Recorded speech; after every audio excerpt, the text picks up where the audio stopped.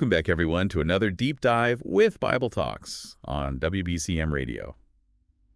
We're going to be jumping into Genesis chapter 21 today. Genesis 21. And this chapter picks up on the story of Abraham and Sarah. Yeah. They finally have their promised son, Isaac. Right. But as we'll see, family drama is going to start brewing pretty quickly. Yeah. And it's not just an ancient story, right? Oh, right. There's a lot of stuff going on in Genesis 21 that we can relate to even today. It's very human. Yeah. It's, family dynamics, jealousy, and holding on to faith when life throws you curveballs. So, it's something that we can definitely all relate to. Absolutely.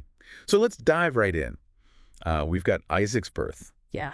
The fulfillment of God's promise after decades of waiting. Decades. It's a huge moment. It is. But in verses 6 and 7, Sarah's reaction is laughter, almost disbelief. Yeah. What do you make of that? I think it's just this mixture of joy and wonder. Yeah. Like, is this really happening? She's waited her entire life for this. And then it finally happens, and I think she's just overwhelmed with emotion. It really emphasizes the emotional weight of the event. Yes, it does. All the years of waiting, the doubt that might have crept in. Right. And yet God remained faithful. He did. But things are going to get complicated. Oh, yeah. There's tension with Hagar and Ishmael. Yes. Abraham's son with Sarah's maidservant Hagar. Right. What was going on there? So, it's not just a family squabble, right? Sending Hagar and Ishmael away. Yeah. It reflects Sarah's position and anxieties. Okay. In ancient society, a wife's status and security were often tied to her son inheriting. Mm-hmm. So seeing Ishmael mocking Isaac, as Genesis 21:9 describes, would have been really unsettling for Sarah. Oh, so there's more to it than meets the eye. Yes, definitely. It's not just kids being kids. It's not just kids being kids. Right. There's this whole cultural background. There's these underlying tensions and power dynamics. Exactly, Yeah. that are at play. It adds a whole other layer to the story. It does. You can really sense the fear from Sarah, Yeah, Abraham's distress, of course. and then the vulnerability of Hagar and Ishmael being cast out. Yeah. It's a difficult passage to read, for sure. Yes, it is. But even in this painful situation, God is present. Right. He reassures Abraham in verses 12 and 13, promising to make Ishmael into a great nation as well. Yeah. So by fulfilling his promise to Sarah through Isaac, God is also showing care for Hagar and Ishmael. He is. And it makes you think about, what does God's faithfulness look like in the midst of these difficult choices? Yeah, it's a great question. Because there's so many difficult choices in this story. And it's a reminder that God's plan is bigger than we often grasp. Yeah. He's working through these messy human relationships Right. and bringing good out of difficult situations. You think about this joyful event for Sarah and Abraham Right. leads to this heart-wrenching turn for Hagar and Ishmael. Yeah. They're sent out to the wilderness, which is such a stark contrast to the celebration of Isaac's weaning back at Abraham's home. Yeah. You're right. And the scene that unfolds in the wilderness is heartbreaking. Yes. Hagar and Ishmael are wandering. Their supplies are dwindling. Right. And then there's that image of Hagar putting Ishmael under a bush, unable to watch him die as the water runs out. Yeah. Her despair in verses 14 through 16 is just palpable. Right. What do you think the writer is trying to convey here? I think it's a raw depiction of human vulnerability. Yeah. And the depth of a mother's love. Right.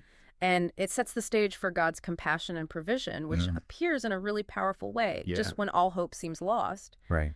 God hears Ishmael crying. Yeah. An angel appears to comfort Hagar. Right. And miraculously reveals a well of water. So this is a moment of divine intervention. Yes. It's not just, random chance or luck. No, it's very deliberate. God is stepping into the situation. He is. And it's so crucial, this moment in verses 17 through 19. Not only does it save Hagar and Ishmael, Right. but it sets the stage for God fulfilling his promise to make Ishmael a great nation.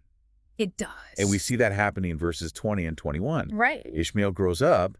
He becomes skilled. He finds a wife. Yes. God's plan is unfolding just as he promised. Exactly. But there's another intriguing part to this chapter, the episode with Abraham and Abimelech. Yes. The treaty at Beersheba. The treaty at Beersheba. What's the significance of this agreement with the Philistine king? Well, in verses 22 and 23, Abimelech approaches Abraham and acknowledges God's presence in his life.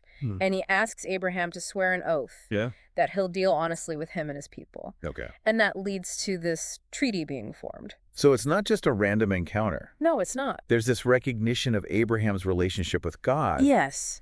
and this desire to establish peaceful relations. Exactly. It makes you wonder, like, what prompted Abimelech to reach out in this way? It does. And the location is significant, too. Yes. Beersheba. Beersheba. It means well of the oath, right, connecting to the oath that Abraham swore. Yes. But it's also where God provided for Hagar and Ishmael. Exactly. So it's a place associated with human agreements, but also divine provision. Yeah. It's interesting how these themes are starting to connect. It is. And it speaks to God's faithfulness extending to future generations. Yes. You know, this treaty is ensuring peace and security for Abraham's descendants. Right. Just as God's promise to Ishmael ensures that his lineage flourishes as well. It's remarkable. It is a pretty remarkable link. It is. So much is packed into Genesis 21. Yes. But let's take a breath here. Okay. And we'll come back and continue unpacking the significance of this chapter. All right, sounds good. Don't go anywhere. We'll be right back.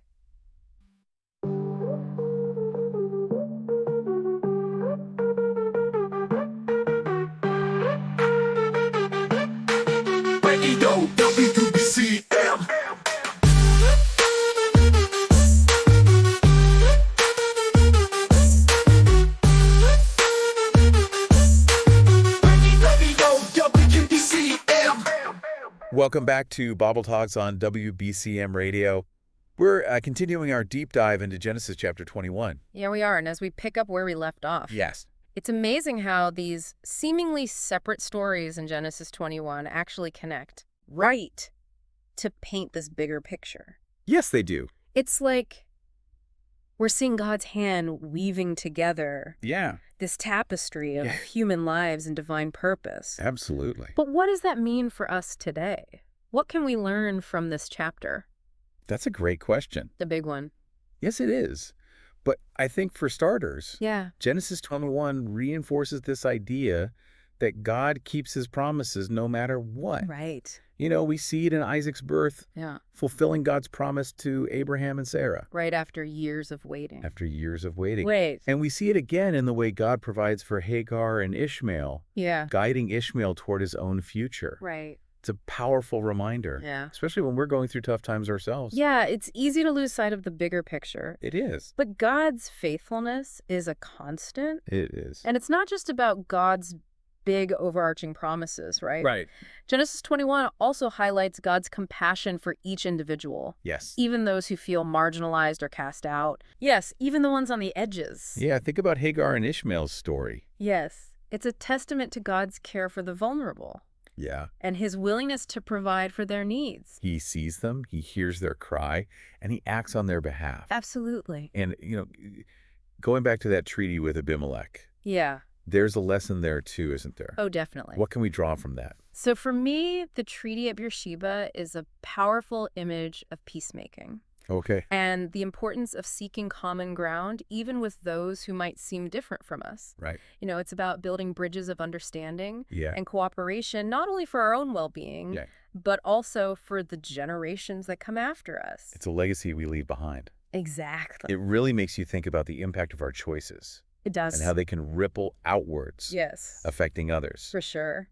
So when you look at Genesis 21, you're not just reading about one family's drama. Right. You're encountering these timeless truths about God's faithfulness, his compassion, Yeah. and the importance of seeking peace and reconciliation Yeah. in our relationships. Yes. And I think that's something that we can all take away from this chapter. What stands out to you as a listener? Yeah. What resonates with your own experiences of waiting, Yeah. facing difficult decisions, trusting in God's provision? It's a great question. We'd love to hear your thoughts. Yeah. Share your thoughts with us. This is Bible Talks on WBCM Radio, your source for engaging and insightful Bible study. And you can find us on YouTube. At www.youtube.com at Radio WBCM. Yes, that's right. And while you're there, Yes. don't forget to like, share, and subscribe so you don't miss out Yes. on our latest deep dives. Yes, please do that. We're so glad you're joining us on this journey of exploring the Bible. Me too. It's a wonderful journey to be on. And until next time,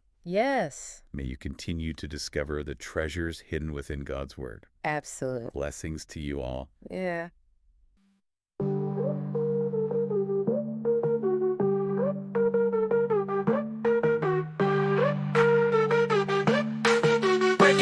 WBCM.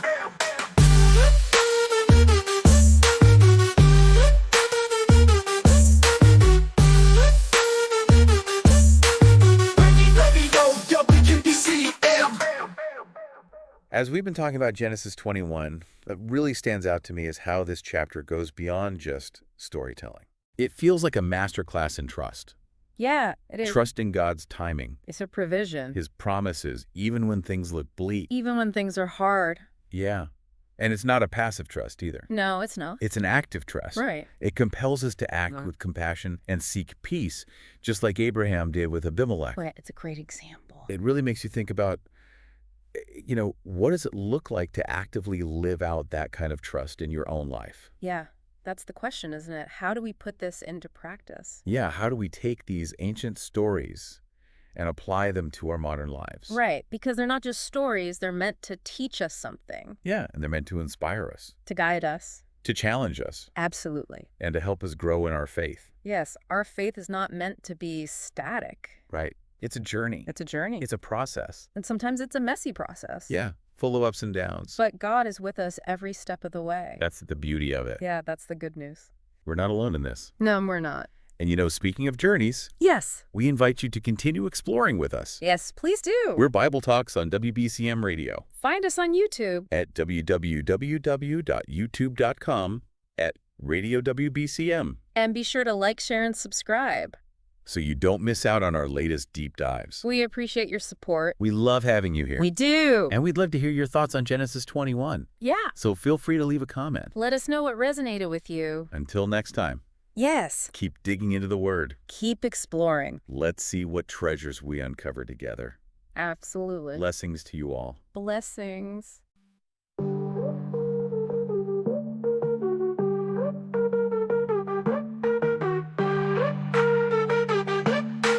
Radio WBCM.